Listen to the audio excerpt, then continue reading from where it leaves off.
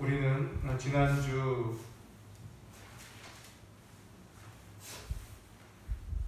의롭다 하심을 얻는 이 구원이 하나님의 은혜에 속하기 위하여 믿음으로 된다라는 말씀을 우리는 배웠습니다.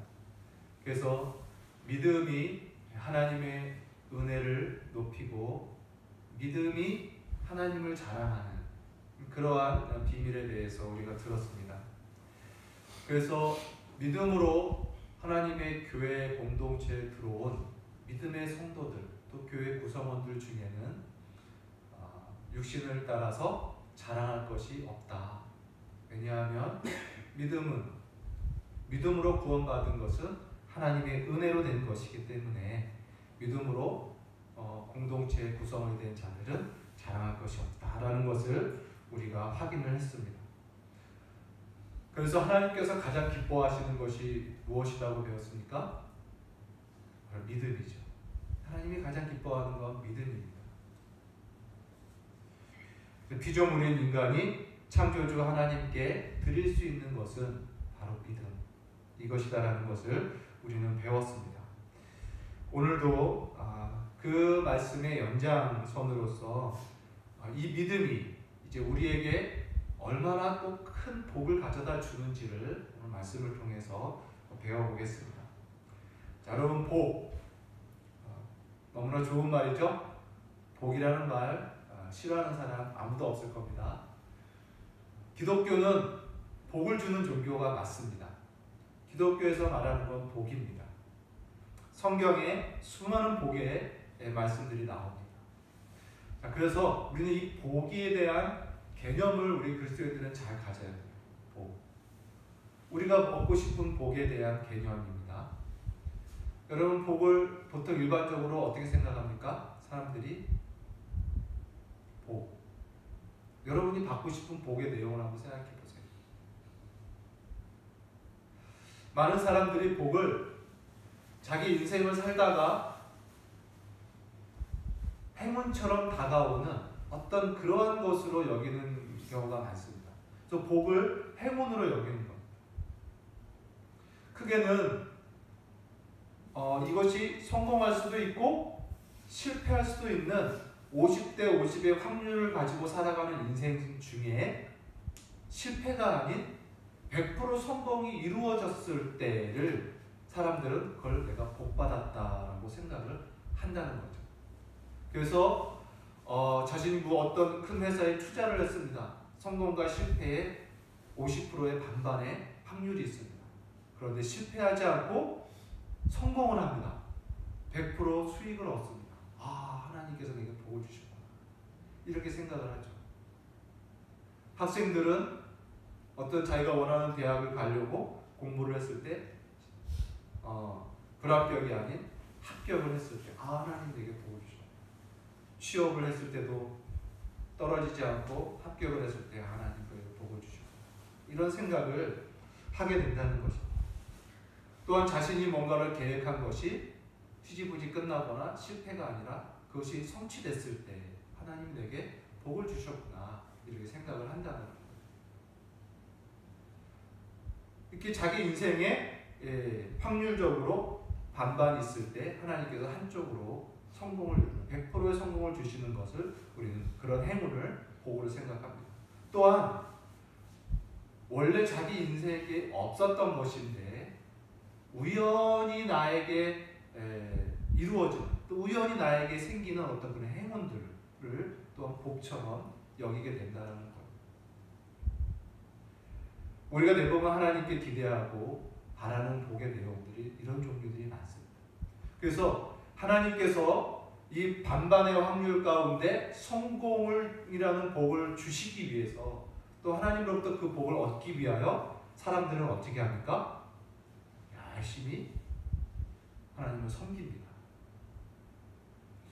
열심히 하나님을 위하여 봉사합니다. 심지어는 열심히 기도합니다.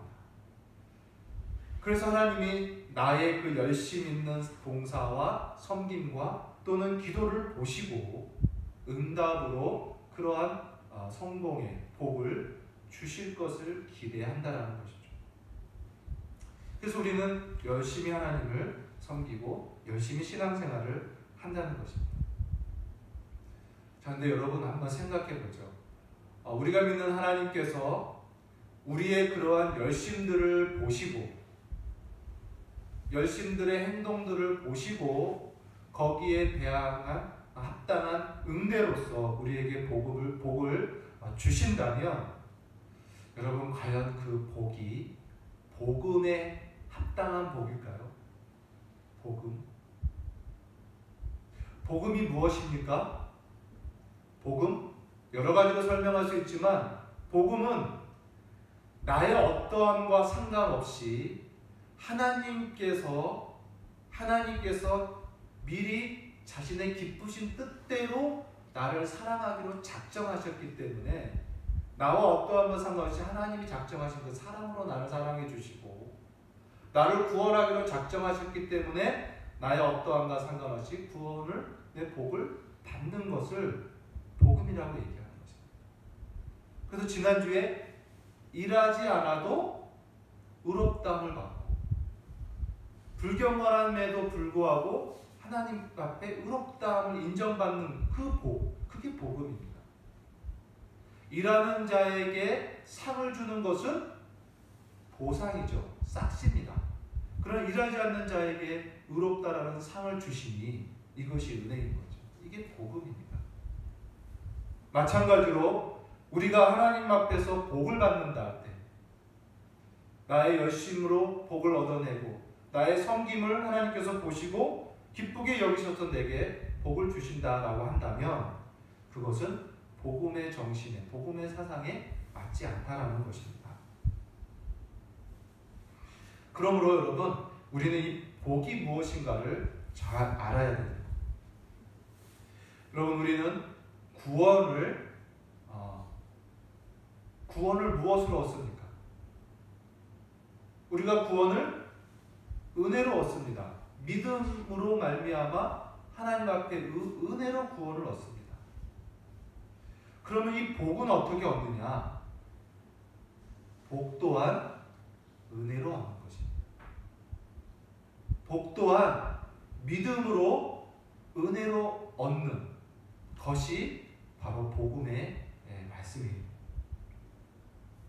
과연 그러한지 오늘 말씀을 자세히 살펴보겠습니다. 많은 사람들이 이렇게 이야기합니다. 여러분, 구원은 믿음으로 얻지만 복은 순종으로 받습니다. 이런 얘기를 많이 합니다. 내 영혼의 구원은 믿음으로 얻지만, 은혜로 얻지만 생활 속에서 얻는 복들은 여러분들이 어떻게 하느냐에 따라 결정됩니다 라고 가르친다는 거예요. 여러분, 과연 이 말이 맞을까요? 오늘 말씀에 비추어 본다면 복도 우리의 행위, 율법의 행위에 의존하지 않고 믿음으로 받는다라는 것을 가르칩니다. 우리 한번 13절 다시 한번 읽어볼까요? 13절. 아브라함이나 그 후손에게 세상의 상속자가 되리라고 하신 언약은 율법으로 말미암은 것이 아니요 오직 믿음의 의로 말미암은 것입니다. 만일 14절 만일 율법에 속한 자들이 상속자이면 믿음은 헛것이 되고 약속은 파기됩니다. 여러분, 여기 세상의 상속자라는 게 뭡니까? 아브라함과 그의 후손들, 그 아브라함의 자손들이 세상의 상속자가 됩니다. 세상의 주인이 됩니다. 이 복을 아브라함과 그 후손들이 어떻게 이 복을 받습니까? 뭐라고 나옵니까? 이 복이 율법에 속한 자들에게 주어진 것이 아니라 믿음에 속한 자들에게 주어진 것이라고 말합니다. 율법으로 말미암은 것이 아니라 믿음으로 말미암은 것이며 율법에 속한 자가 상속자가 아니라 믿음에 속한 자가 상속자다 라고 14절에 이야기하고 있는 거죠. 그래서 오늘 성경에 비추어 본다면 구원뿐만 아니라 복도 믿음으로 받는 거죠. 복도 하나님의 은혜로 우리가 경험할 수 있는 것 있다라는 것을 이야기합니다. 여러분, 왜 그런지 말씀을 좀 더 들어보겠습니다. 성경에 나와 있는, 여러분들이 창세기부터 쭉 성경을 읽어보십시오. 성경에 나와 있는 수많은 복의 약속들이 있습니다. 복의 약속. 내가 너를 잘되게 하리라, 뭐 장수하게 하리라, 내가 너를 형통케 하리라, 환난이 너에게 없을 것이다, 네 소원을 이루어줄 것이다, 네가 가는 곳마다 다 승리할 것이다, 뭐 어마어마한, 장수할 것이며 건강한 것이다, 이런 많은 복들이 있습니다. 또 인정받고 명예로울 것이며 부유하게 될 것이며. 여러분, 이 모든 복들이 누구에게 주어진다고 성경에 기록되어 있냐면 바로 의인들에게 주어진 복이라고 기록되어 있습니다. 의인들. 하나님 앞에서 의롭게 사는 자들, 의인들에게만 그 복을 주는 거예요. 의롭지 않게 사는 자들에게는 그 복이 아닌 저주가 임합니다. 그러므로 성경에 하나님께서 주시고자 하는 이 복들의 모든 약속은 의인들이 받은 약속입니다. 자, 그럼 여러분, 과연 누가 의인입니까? 이제 하나님 앞에 의인으로서 설 수 있는 자가 누굴까요? 바로 하나님의 아들 예수 그리스도를 구주로 믿는 자들이 의인입니다. 예수를 믿는 믿음으로 의인이 된다라고 성경은 가르치기 때문에 하나님 앞에 의인으로 설 수 있는 자는 오직 예수를 나의 구주, 나의 하나님으로 믿는 자만이 의인이 되는 거예요. 그래서 이 예수를 믿는 믿음을 가진 자가 의인이 되고, 이 믿음으로 의인된 자들이 성경에 약속된 의인의 복들을 다 받은 것입니다. 다 받는 것입니다. 믿음으로 다 받는 것입니다. 그러므로 의롭다는 구원도 믿음으로 내가 얻었고, 그 의인들이 받을 복의 약속 또한 내가 믿어 의인이 되었으므로 자연스럽게 합당하게 나의 복이 된 것입니다. 이게 성경이 가르쳐주는 복의 내용입니다. 그러므로 하나님의 복은 결코 행위, 율법의 행위나 우리의 어떤 열심이나 나의 어떠함에 따라서 주어지는 것이 아니라 하나님의 은혜에 속한 것이라는 것을 오늘 성경이 말씀하는 것입니다. 그리고 16절 한번 볼까요? 16절. 그러므로 상속자가 되는 그것이, 이게 뭡니까? 복이거든요. 세상의 주인이 된다는 복이. 이 복이 뭡니까? 은혜에 속하기 위하여 믿음으로 되나니. 이렇게 말합니다. 믿음으로. 여러분, 결코 복은 율법을 의지하는 자들에게 속한 것이 아닙니다. 여러분, 우리가 하나님 앞에 복을 받기 원하십니까? 그래서 복 받기 위해서 여러분이 열심히 살려고 하고 하나님 앞에 하나님이 감동될 만한 어떤 행동과 행실과 순종 또는 여러 가지 그러한 것들을 통하여 얻으려고 하는 그런 마음이 여러분 안에 있습니까? 있을 거예요. 인간은 그럴 수밖에 없어요. 인간은 그럴 수밖에 없어요. 그러나 성경은 그렇지 않다라고.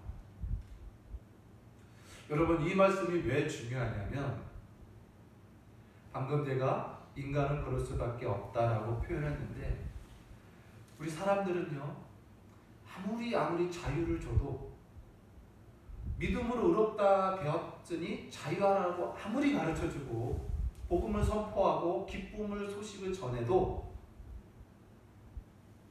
뒤돌아서면 다시 인간은 종의 마음을 가져요. 종의 마음. 노예 근성이 있다라는 거예요. 노예 근성. 믿음으로 죄에서 자유케 됐고 하나님의 자녀가 되는 권세를 얻었다라고 얘기했으니 이제 하나님 앞에 담대하고 화평하고 자유해라. 율법에서 자유해라. 하나님 앞에서 자유해라 얘기해도 돌아서면 하나님 앞에서 노예처럼 살아요.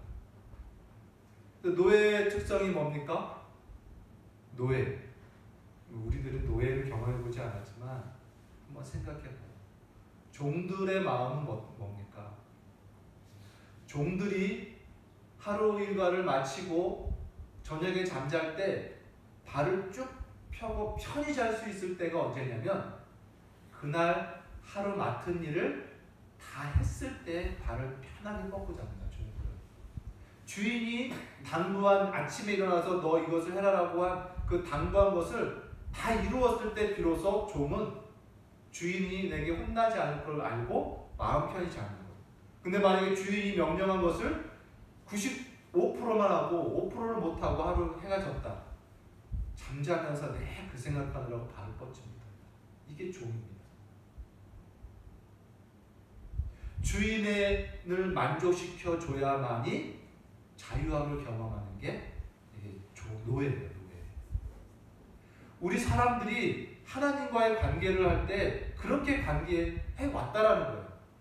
하나님을 알지 못하는 사람들은요, 자신이 알지 못하는 신에게도 그렇게 종의 관계로 살아가는 겁니다.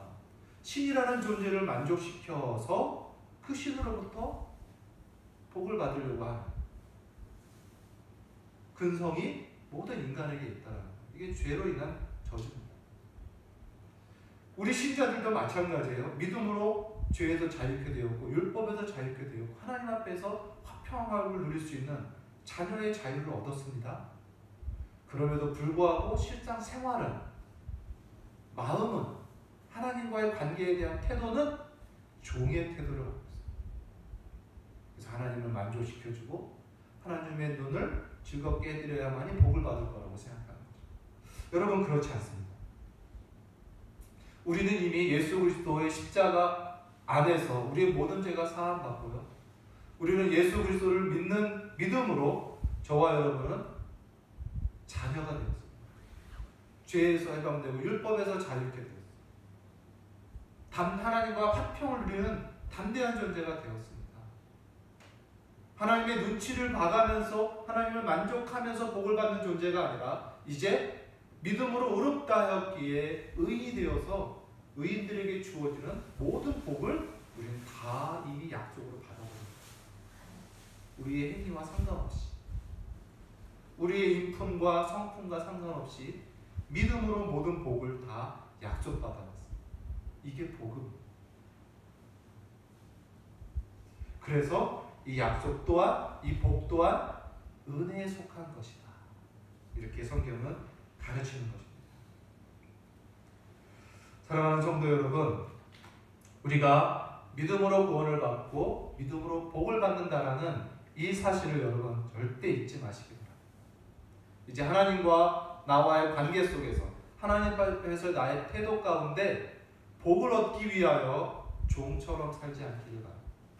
노예적인 종의 마음을 갖지 않기를 바랍니다. 오직 믿음으로 의인에게 주어지는 복을 여러분 믿음으로 복을 누리시기를 바랍니다. 자, 그럼 과연 이 아브라함은 어떤 믿음이었기에 이렇게 큰 복을 약속받았는가? 우리 한번 아브라함의 믿음을 한번 보시죠. 17절에 보니까 이렇게 기록됐습니다. 그가 믿은 바 하나님은 죽은 자를 살리시며 없는 것을 있는 것으로 부르시는 이시니라. 그가 믿은 바, 아브라함은 하나님을 어떻게 믿었냐면 하나님은 죽은 자를 살리시고 없는 것을 있는 것처럼 부르시는 전능자로 믿었던, 창조자, 전능하신 창조주로 하나님을 믿었다는 거죠. 불가능이 없습니다. 여러분, 죽음만큼 인간에게, 우리 인생들에게 정말 고통과 그 끝은 없는 것. 많은 사람은 죽음은 끝이라고 생각합니다. 불가능이라고 생각합니다. 그런데 그 아무것도 없고 죽은 것 같은 것에서도 살리고 시작하시고 생명을 주시는 그런 전능자라고 아브라함은 하나님을 믿었다는 것. 그럼 18절과 21절까지 한번 좀 읽어보겠습니다. 제가 아브라함이 바랄 수 없는 중에 바라고 믿었으니 이는 내 후손이 이같으리라 하신 말씀대로 많은 민족의 조상이 되게 하려 하심이라. 그가 100세나 되어 자기의 몸이 죽은 것 같고 사라의 태가 죽은 것 같음을 알고도 믿음이 약하여지지 아니하고 믿음이 없어 하나님의 약속을 의심하지 않고 믿음으로 견고하여져서 하나님께 영광을 돌리며 약속하신 그것을 또한 능히 이루실 줄을 확신하였으니. 아브라함은 또한 바랄 수 없는 중에 믿고 바랐다라고 기록되어 있습니다. 이게 무슨 내용이냐면 아브라함이 이미 100세가 됐어요. 자식이 없습니다. 근데 하나님께서 나타나셔서 아브라함아, 네 몸에서 자식이 나올 거다 이렇게 말합니다. 100세가 된 남자가 남자의 몸에서 자식이 나온다는 것. 심지어 아내 사라도 90세가 돼서 경수가 끊어졌어요.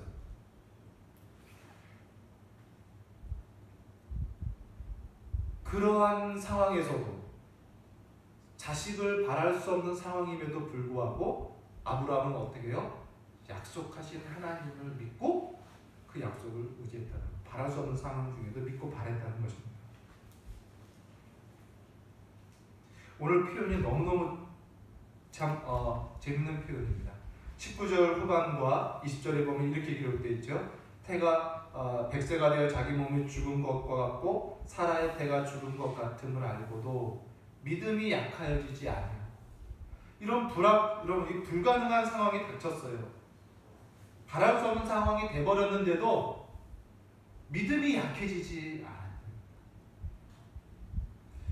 그래서 어떻게 합니까? 믿음이 없어 하나님의 약속을 의심하지 않았대요. 그리고 믿음을 더 견고하게 하여서 하나님께 영광을 돌리고 약속하신 그것을 또한 능히 이루실 줄을 확신했대요. 이 말씀을 읽으면서 우리를 너무나 잘 아는 표현이에요. 우리도 처음에 어떤 믿음을 갖고 시작할 때는 용기 100배 하기 시작합니다. 그러나 상황이 여의치 않고 점점 막히고 방해와 장애가 있을 때 믿음이 식어집니다. 믿음이 떨어집니다. 그리고 이 약속이 이루어질까? 과연 이것이 성취될까? 라는 약속까지 의심하게 돼요. 그러면서 시간이 떠오르면 결국은 믿음마저 잃어버리고 약속 또한 잊어버리게 돼요. 오늘 아브라함도 마찬가지예요. 그는 처음에 믿음이 있는데 믿음이 약해지려고 하는 상황이지만 약해지지 않습니다. 믿음이 약해져서 없어져가지고 하나님의 약속을 의심할 것 같은 지경에 이룰지라도 의심하지 않습니다. 그래서 다시 믿음을 견고하게 세우고 그 약속 또한 다시 확신하는 이러한 일들을 아브라함이 해나갔다는 거예요. 하나님은 그 아브라함의 이러한 믿음을 보시고 구원의 복과 상속의 복을 온전히 하나님께서 이루어 주신다는 거죠. 여러분, 아브라함은 하나님을 믿고 끝까지 믿었어요. 끝까지. 많은 흔들림과 어려움과 정말 바랄 수 없는, 믿을 수 없는, 더 이상 믿음을 유지할 수 없는 그러한 어려운 상황이 됐을지라도 끝까지 믿음을 지켰다. 하나님은 그것을 보신 것입니다. 여러분, 믿음 너무너무 귀한 것입니다. 하나님께서 저와 여러분에게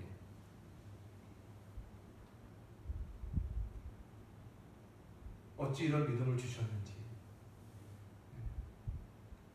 우리도 이 교회 밖에서 지금 얼마든지 어떤 교회 외에 다른 장소에서 지금 이 시간 무언가를 하고 있을 수도 있는 사람들인데, 이 수많은 사람들 중에 저와 여러분은 어찌 믿음이라는 걸 받아가지고 이 자리에 모여있는지. 여러분, 이 믿음 너무 귀한 것입니다. 이 믿음만이 구원을 받고 이 믿음만이 복을 받습니다. 여러분, 과연 이 믿음만이 우리를 복으로 인도할 것인지 한번 생각해보죠. 과연 믿음만 다 되는 건가? 정말 한번 생각해보죠. 정말 아까 어떤 많은 사람들이 얘기한 것처럼 구원은 믿음으로 얻지만 생활에서 얻는 복들은 결국 순종함으로, 열심으로 봉사함으로 복받는 건 아닌가라는 생각, 이것을 우리는 지울 수가 없는데 과연 믿음만 가지고 복을 받을 수 있는가 한번 생각해보죠.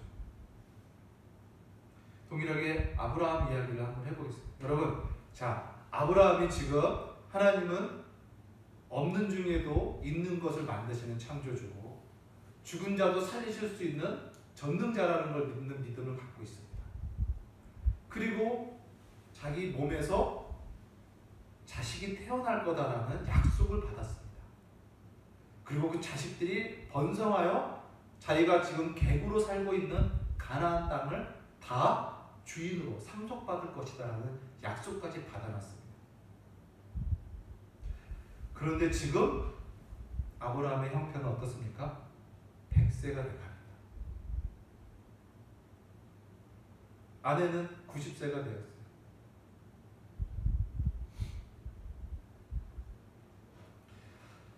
자, 여러분 100세가 되기 전에도 한번 생각해 볼 때 아브라함이 그런 약속을 받고 그는 살아가면서 어떻게 살아갈 것인가, 그 믿음을 갖고 그가 어떤 삶을 살았을까를 생각해 봐요.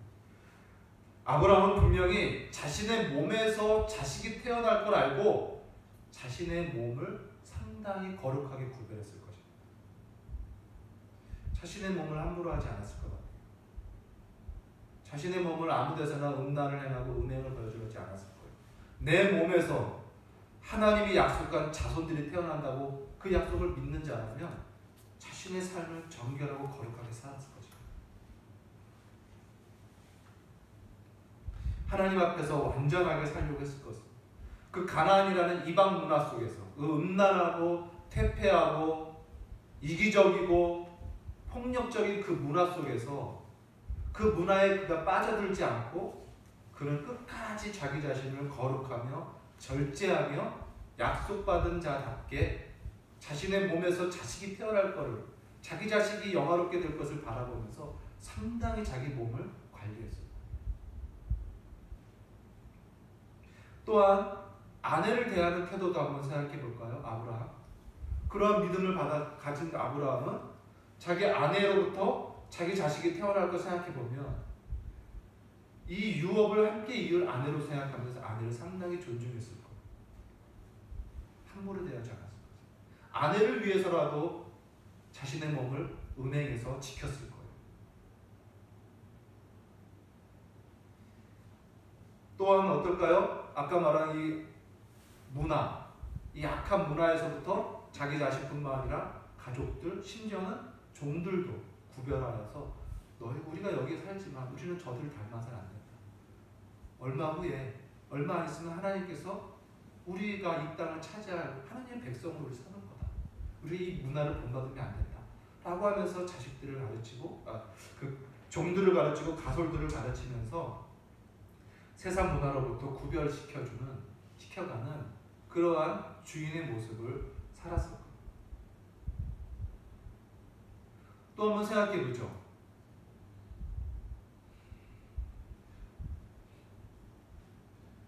그 가나안이라는 땅을 결국은 아브라함과 후손들이 자기 땅이 될 거라고 약속을 받았다면 아브라함 살아가면서 그 땅을 어떻게 살아갈까요? 그 땅을 결코 훼손하지 않았을 것입니다. 그 땅이 가지고 있는 자연 그대로를 보존하고 싶었을 겁니다. 언젠가는 우리의 땅이 될 겁니다. 땅을 더럽히지 않았을 것입니다. 자연을 보호했을 것입니다. 그 땅에 있는 많은 자원들을 함부로 쓰지 않았을 것입니다. 언젠가는 이 땅이 나와 내 후손들의 땅이 될 것이기 때문에 자연스럽게 자연을 보호하고 자원을 보호하는 그런 사람이 되었을 겁니다. 믿음으로 그는 건강을 유지하고 자신의 삶을 정갈하게 이끌어갔을 것입니다. 여러분, 바로 이거예요. 왜 믿음으로 복을 받을 수 있냐면 믿는 자는 삶을 그 믿음으로 인해서 자연스럽게 이렇게 살아갈 수밖에 없어요. 결국 믿음이 그의 삶을 이렇게 거룩하게 이끌어간다는 거예요. 믿음이 하나님의 뜻을 자연스럽게 성취해가는 삶을 살게 만들어주는 거예요. 사랑하라는 계명을 듣지 않아도 그 계명 때문에 계명을 지켜야겠다라는 사고방식이 아니라 믿음이 있기 때문에 자연스럽게 사랑을 합니다. 내가 하나님의 백성이요, 저 하나님의 영원한 복을 기업을 받을 상속자라는 그런 믿음이 있다면요, 이 세상에서 넉넉할 수밖에 없는 거예요. 마음이 여유로운 겁니다. 그러니 사랑합니다. 다투지 않습니다. 친절합니다. 이 세상 악으로부터 절제합니다. 자연스러운 거예요. 믿음이 있는 자는 하나님의 계명을 자연스럽게 지켜지게 되는 거예요. 믿음이 우리의 삶을 그렇게 이끌어간 거예요. 믿음이 사랑하게 하고 친절하게 하고 거룩하게 하고 절제하게 한다는 것입니다. 그래서 복을 받는 거예요. 그래서 믿음을 잘 지키는 자는, 그리고 그 믿음을 지키는 삶을 사는 자는 자연스럽게 복을 받는 거예요.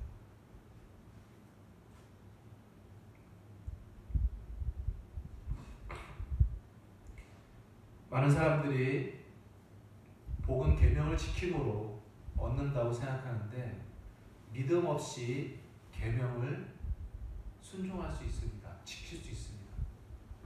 믿음 없이 계명을 지킬 수 있어요. 복을 받기 위해서, 성공하기 위해서. 그러나 성경은 그것을 뭐라고 진단하냐면 외식이다라고 진단합니다. 외식.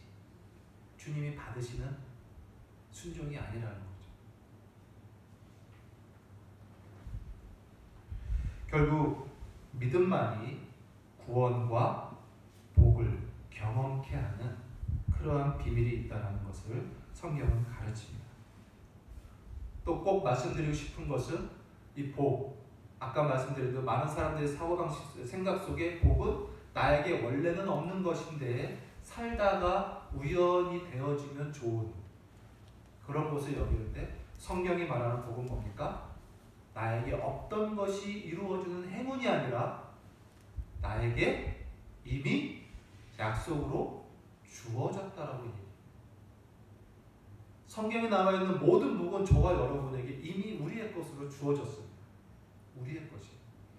없던 내 인생을 살다가 없던 것이 우연히 생기는 그런 행운이 아니라 내게 하나님께서 주신 그것을 내가 찾고 누리고 경험하는 그 복이라는 것입니다.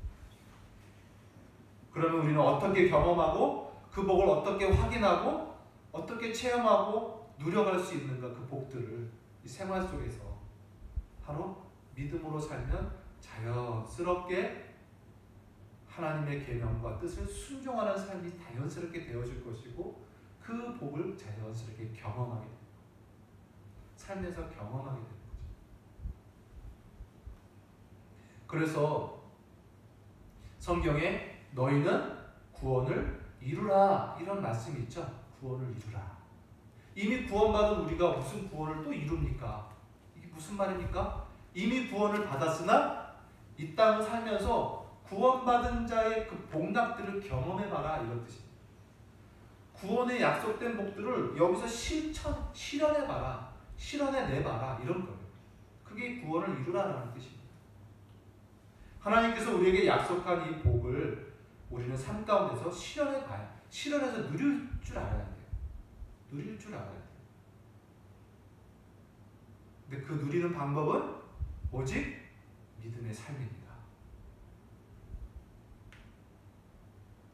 열심의 섬김과 봉사와 심년 기도로 되는 것처럼 하나님을 막 간절히 부르셔서 요구해서 얻어내는 것으로 생각을 하는데 그렇지 않습니다.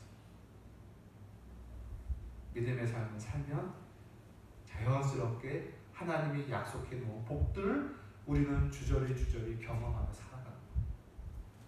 내 삶 가운데서 그 약속된 복들이 실현되어 가는 것을 체험하면서 사는 거예요. 그 약속된 복들이 내 삶 속에서 하나하나 채워져 가는 것을 경험하는 것입니다. 그러므로 여러분, 오직 믿음입니다. 믿음. 이 믿음이 귀한 거예요. 오늘 아브라함에게 주신, 그리고 그 후손들에게 주신 이 세상의 주인이 될 거다, 세상의 상속자가 될 거다라는 이 복의 약속, 과연 우리의 것이 또 될 수 있는가? 23절과 24절 말씀 한번 보겠습니다. 그에게 의로 여겨졌다 기록된 것은 아브라함만 위한 것이 아니요 의로 여기심을 받을 우리도 위함이니 곧 예수 우리 주를 죽은 자 가운데서 살리신 이를 믿는 자 우리죠. 우리인가 이렇게 말씀합니다. 여러분 저와 여러분은 아브라함처럼 하나님께서 내 손을 이끌고 텐트 밖으로 끌고 나가서 하늘을 보면서 종국아 내가 너의 자손을 저렇게 많게 할 거다 이런 은혜를 경험하지 않았습니다. 또 그런 약속을 직접 듣지도 못했습니다. 그러나 그럼에도 불구하고 저와 여러분은 하나님의 아들 예수 그리스도가 이 땅에 사람으로 오시고 그가 우리를 위하여 십자가에서 화목제물로 죽으시고 그 십자가를 우리는 믿음으로 봅니다. 우리는 하늘의 별을 보지 못했으나 우리는 십자가를 보고 있습니다. 별과 같이 많을 거다라는 약속을 듣지 못했으나 우리는 장차 하늘을 기업으로 얻을 상속자라는 것을 우리는 들었습니다. 똑같이 들었어요. 그러므로 우리는 그 예수 그리스도와 그 약속을 믿는 믿음으로 의인을 되었고 우리는 장차 하나님의 나라를 이룰 상속자라는 것. 저와 여러분이 이 복의 동일한 유업자들입니다. 사랑하는 성도 여러분, 믿음을 귀하게 여기시기를 바랍니다. 그리고 이 받은 믿음대로 믿음으로 사는 그런 신자가 되기를 바랍니다. 더 이상 신자로서 계명을 지켜가는 인생 삶으로 여러분의 삶을 계획할 것이 아니라 믿음으로 사는 삶을 여러분 계획하시기를 바랍니다. 그리고 이제 의인답게 믿음으로 의인이 되었으니 의인답게 사십시오. 의인답게 하나님의 자녀가 되었다고 하니 하나님의 자녀답게 사십시오. 천국 백성이라고 하니 이 땅을 살면서 천국 백성답게 사십시오. 그게 믿음의 삶입니다. 하나님을 아버지라고 부르니 아버지의 성품을 닮아가며 사십시오. 천국을 유업으로 상속자로 유업으로 이을 자가 되었으니 이 땅의 것에 너무 연연하지 마시고 나의 유일한 기업들은 하늘을 바라보면서 사십시오. 이게 우리의 삶의 내용입니다. 믿음의 삶입니다. 의인답게 산다는 것이 무엇입니까? 죄를 미워하는 삶이죠. 내 죄가 다 용서받은 십자가로 용서받은 의인이 되었는데 내가 더 이상 죄 가운데 있을 수 없는 것. 죄를 미워하는 인생을 살 수밖에 없어요. 정의와 공의를 사랑합니다. 더 의에 줄이고 목마르게 돼요. 의인답게 의에 줄이고 목마른 삶을 삽니다. 내 삶 가운데 더 의롭기 위하여 내 삶에 남아있는 죄, 한 줌의 죄라도 회개하고 깨끗하게 되고 싶은 마음이 우리 의인들의 모습이에요. 하나님의 자녀로서 아버지를 닮고 싶고 거룩함을 추구하고 아버지처럼 인자와 자비와 긍휼을 갖고 싶은 사람으로 살고 싶다는 거죠. 이것이 의인의 삶입니다. 이 세상 문화를 닮지 않고 천국 백성답게 하나님의 백성답게 거룩한 문화를 추구해 가는 것.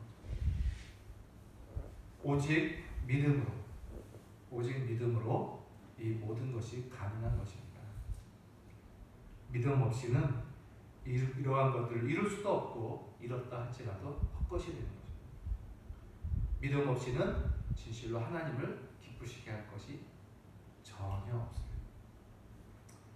사랑하는 성도 여러분, 오직 믿음, 이 믿음을 귀하게 여기시고 이 믿음을 주신 우리 하나님께 감사하며 믿음 안에서 하나님의 은혜를 풍성히 누리고 경험해가며 살아가는 복된 성도 되시기를 바랍니다.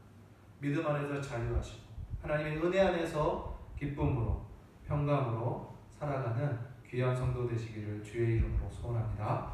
기도하겠습니다.